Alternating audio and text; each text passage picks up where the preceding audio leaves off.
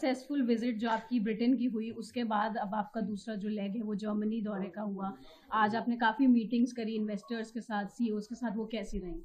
मुझे संतोष है इस बात का कि जिस प्रकार से हमने प्लान बनाया था उस हिसाब से हमको सफलता भी मिली और मुझे समझने सीखने का मौका भी मिला।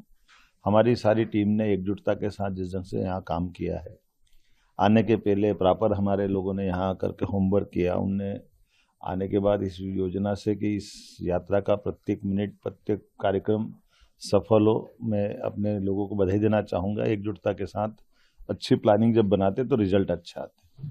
सर, निवेश के तौर पे यूके से आपको बहुत अच्छा फीडबैक मिला, काफ़ी करोड़ों का इन्वेस्टमेंट।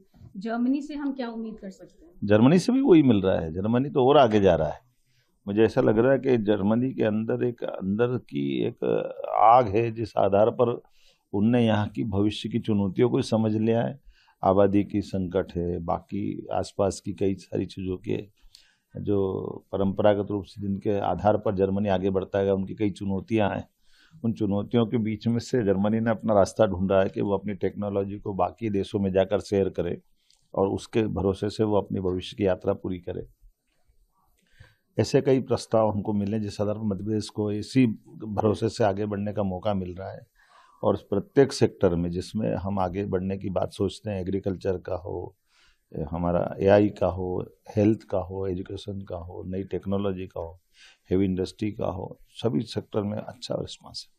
सर, जब आपने इन्वेस्टर से और सीईओ से बात करी तो जो इंडिया स्टोरी है वो आपने कैसे बताई? जैसे डिजिटल पेमेंट में इंडिया बहुत आगे है।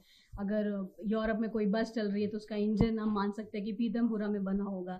तो आपने किस तरह से उनको इंडिया स्टोरी समझाई? और मध्य प्रदेश में जो चीज़ जर्मन वालों को समझाना नहीं पड़ता है।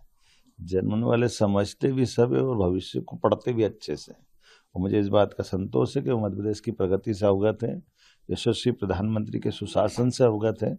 और यही कारण है कि वो अपने चांसलर को पिछली यात्रा से भी जोड़ के माननीय मोदी जी की मुलाकात से भी देखते हैं और भविष्य में आगे बढ़ते भारत के साथ आगे बढ़ते मध्य प्रदेश में शामिल होकर वो अपनी भविष्य की व्यापारिक उड़ान लेना चाहते हैं। सर, आपके मुख्यमंत्री बनने के बाद ही आपका पहला ब्रिटेन और जर्मनी का दौरा है। अगर हम रिलेशनशिप की बात करें जो इंडिया का यूके से है और जर्मनी से है, वो कैसा है? देखो, ये अतीत से ही हमारे संबंध है। जर्मनी तो हमारा वो राज्य है, वो देश है जिससे नेताजी सुभाष चंद्र बोस ने आज़ादी के पहले से यहाँ से संबंध बनाए हैं। जर्मनी सदैव भारत का प्रशंसक रहा है। हमारी साझा विरासत बहुत गौरवशाली रही है। हमारे वेदों को दुनिया से परिचित कराने वाला अगर कोई देश है तो ये जर्मनी है, जिसमें मैक्स मुलर साहब ने कई साल पहले हमारे इस वेदों का अनुवाद करके दुनिया को वेद के उस ज्ञान से परिचय कराया है, संस्कृत के ज्ञान से परिचय कराया है। साझा संस्कृति में हमारी जर्मनी से सदैव संबंध हमारे बहुत अतीत के काल से बहुत अच्छे हैं। अगर जर्मन भाषा का व्याकरण, जर्मन भाषा का अतीत का इतिहास हम देखते हैं तो कोई बहुत भाषा ऐसी है जो संस्कृत के नज़दीक है, लेकिन मैं गारंटी से कह सकता हूँ जर्मन भाषा सबसे ज़्यादा नज़दीक ऐसी है तो संस्कृत से नज़दीक है। सर, ग्लोबल इन्वेस्टर समिट होने वाला है भोपाल में, उसमें हम क्या एक्सपेक्ट कर सकते हैं? मुझे इस बात का संतोष है कि अधिकांश लोगों ने जिनने आज हमसे बात की, व्यक्तिगत बात की, सामूहिक बात की, अलग से अपना व्यापार व्यवसाय को बढ़ाना चाहते हैं, वो मध्य प्रदेश से जुड़ना चाहते हैं।